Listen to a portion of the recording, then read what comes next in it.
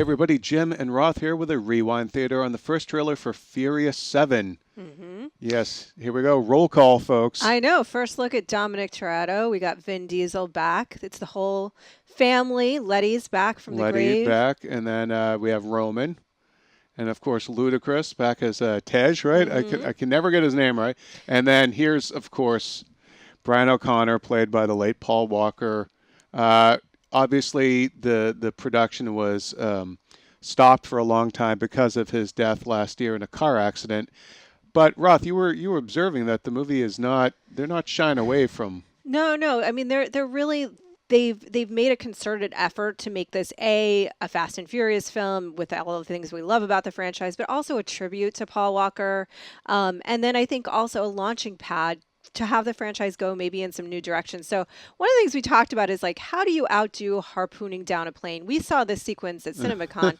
Here's a good start. Yes, you actually launch muscle cars out of a cargo plane, and then they parachute. Yeah, this is like the live action Planes movie also. Yeah, Planes 2 had the same bit in there. Now I love. Okay, look at this. It's a gun bus, people. It's a gun bus with mega guns. It's like Transformers. That says it all. Thanks, Ludacris. Yeah. Luda has the appropriate reactions. They're also letting him out a little bit. He's sort of the computer tech guy who drives, of course, as well. But he's sort of big on the action here. Okay, now here's the thing. They've got more harpoon guns now than Batman in these movies. Let's actually go back here. Right here. New to the franchise, Tony Jaa. Yep, he's one of the bad guys. Not quite sure the nature of the bad guy's plot in this one. Look at this dude in the outfit to the left there. I guess he's some sort of like military ops guy. But this is a rescue operation rather than a heist, as we'll see shortly. Here we go. The first leap from a car into another car, one of many to come. It is a fast movie after all. Furious, pardon me. And then here we go. Here's the package. And it's none other than Natalie Emmanuel, who you may know from Game of Thrones. Yes, and she's Khaleesi's basically handmaiden. I can never get her character's name right, Missandei. Yeah, and then she seems to be playing kind of a significant role in this film, but we'll get to that a little bit more. I love this. He's like, jump, and instead he just throws her. That's not really jumping. That's more of a toss.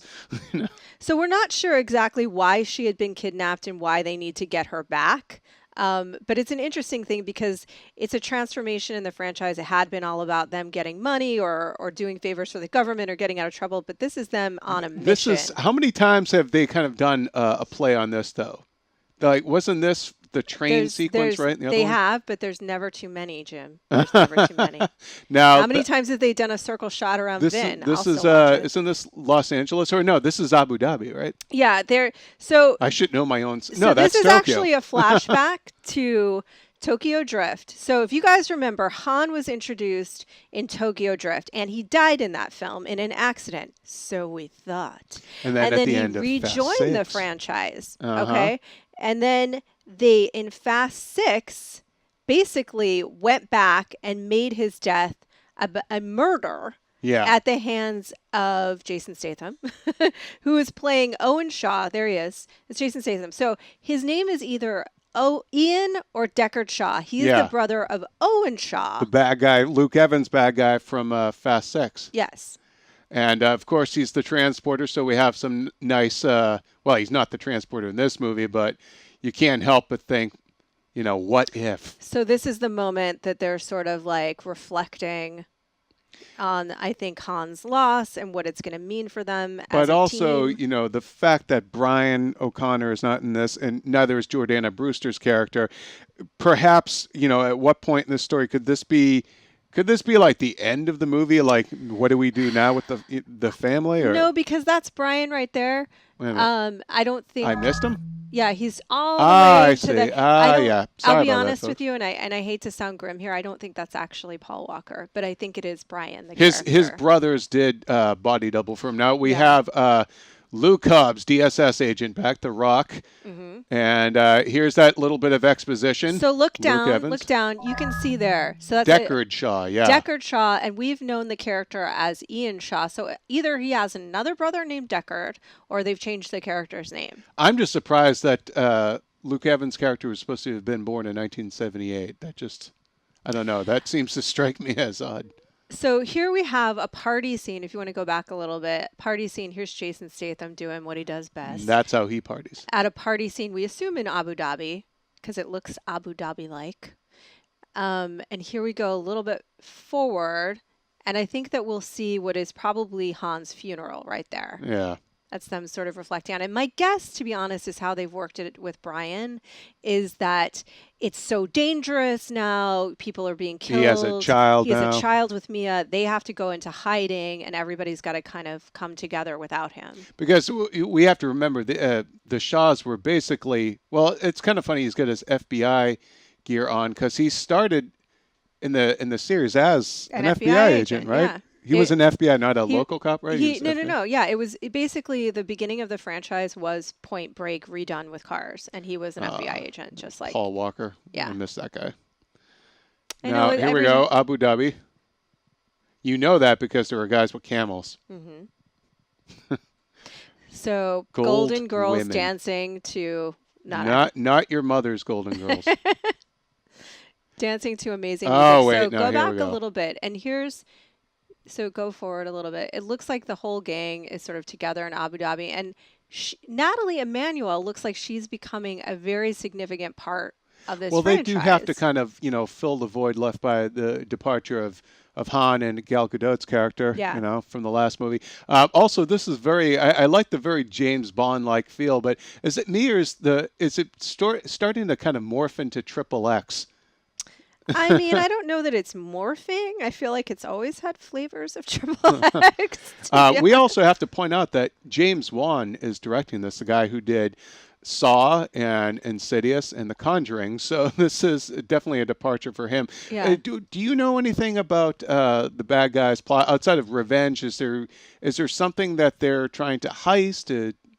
Well, I mean, I think that there's a lot of theories. It's definitely, there you go. There's your answer. It's definitely a vengeance film on both sides, because it's initially about either Ian or Deckard going for revenge, but then also them as well. And here he's obviously he's injured The Rock. We so see him fighting Jason Statham at one point in the trailer. I love this.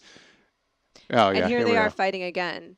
When bald men beat the crap out of each other. That's basically what the Fast and Furious movies have become. But I think also if we go, we'll meet a character soon that I think will have a significant role. Here we go. So that's Kurt Russell. And there's been a lot of speculation about who he's playing in this film. We don't know yet, but he's been kind of described as a father figure or a mentor figure. I think for Brian O'Connor? Yes. And I think maybe what he is part of a secret. And this was a theory that was online on Sunday. Secret organization that will expand this universe and give them a reason to keep on running around in cars, and on missions. Again, it almost sounds like it's beginning to become Triple X. And... oh, my God. This looks like Dr. Octopus a little bit. But he's also, this is like some real Roadblock stuff from G.I. Joe 2 here. Oh, no, folks, I did not mean to intentionally stop on that. Yeah, no, of course you did. Letty and Dom, though, like their relationship, I'm curious to see kind of where that's going to kind of go. Well, this is going to be one of the first times they've been able to actually be in a relationship. And sort of solidify their bond. There's the bromance between Luda and Tyrese. Now, her necklace, is that...